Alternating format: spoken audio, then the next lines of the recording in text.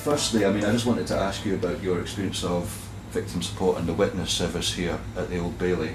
The good thing about coming inside court every morning is that I wasn't able to go through the front. I could avoid the press, and I also could kind of disappear somewhere where we could have a discussion about anything. Victims sometimes feel that they're not part of what's happening in the court, and they're not told more or less something about what the evidence is going to be. So they need somebody who's supportive when they come to court and sit there to wait to go in and listen to what's happening. One day, after being in court for maybe about 3 weeks, I got to a stage where, when they were describing how my son was killed, I couldn't stay in court. And I was able to call one of the person up here to sit with.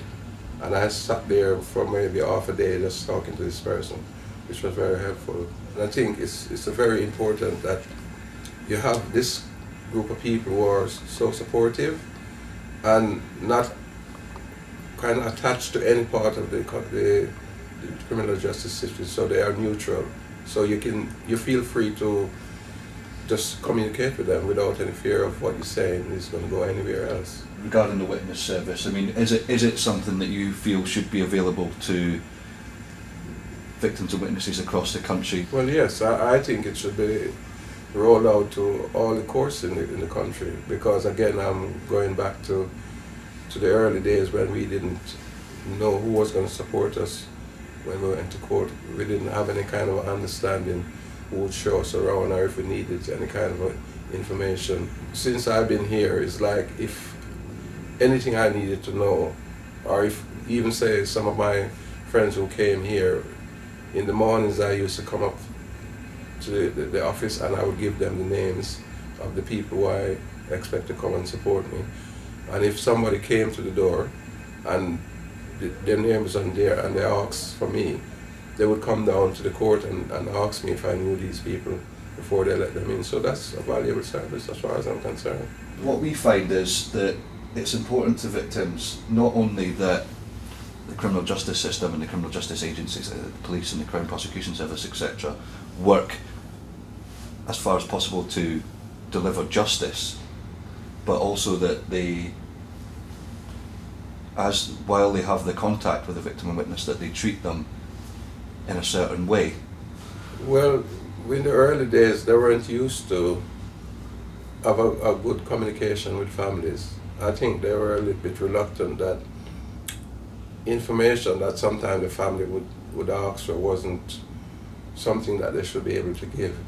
One of the things which we came up against very early in our case is that although you had two people come into the house and tell you that they're going to support you and tell you what's happening, when you ask questions, they wouldn't answer them.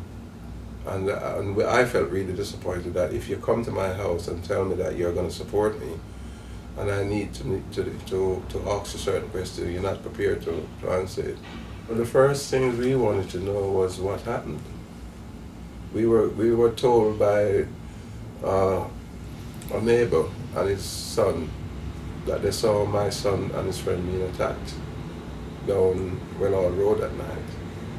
And we actually rang the stations to find out if there was an incident, and we were told no. So without those people coming and tell us that there was an incident, and if we hadn't followed it up by going down to the hospital, we'd be sitting there and waiting maybe for the next morning and wondering where our son was. And I don't think that was a very good situation to be in. And even after the following morning, when these two people came, and we thought they were going to sit us down and tell them what happened at that incident the night, it didn't happen. And the second day came and it didn't happen. And then the third day, when we wanted to see our sons, Bobby, we were refused. A simple thing like, how long are you going to keep my son's body for? I was then told that it might be a year. And then the reason is because we have to wait until we catch the people who are responsible and then give them the opportunity to have their own pathologist do a report before we can let your son go. and that was to tell a family that you're going to keep the victim. The person who's been killed for a year is devastated. And then another thing which was told, that if you bury your son and they feel that they want to dig him up, you got no alternative to tell them they can't do that.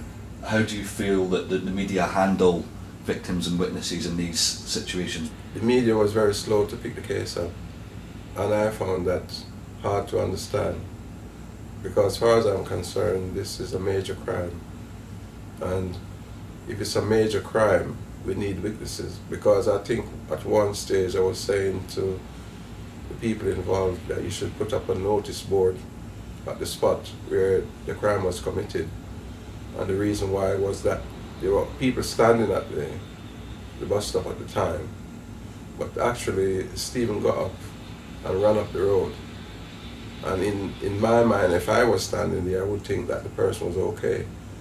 And it's only after boarding the bus and going up the road that some of those people saw Stephen lying on the ground. So if it wasn't for if those people had a car and drove away home, they wouldn't have seen anything to remind them that they had actually seen an incident where the person was killed. What I did when I was faced, after meeting Nelson Mandela, that's when the media got interested.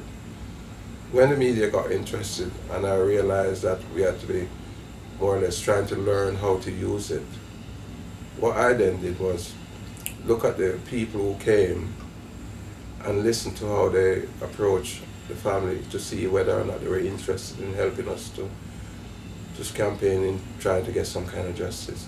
I wondered if there's any other sort of comment that you wanted to make about the criminal justice system. They were talking about changing the double jeopardy law, and that just sent shockwaves through me, and then I started wondering if there's people who felt that the changing of the double jeopardy law wasn't a good thing.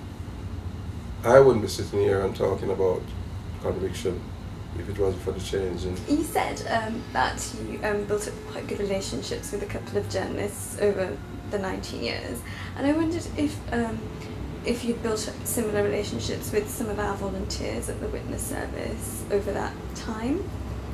Yeah, because there's about 2 or 3 people who've been here since I did the private prosecution. And I was really pleased to see them, because when I came, they started to remind me that they were here the first time that they came, and this shows how dedicated these people are, that they actually do this for no money. They're not being paid. And without some of these people doing what they're doing, I think it would be a very, very different kind of situation when you come into the court, because there'll be nobody to support you.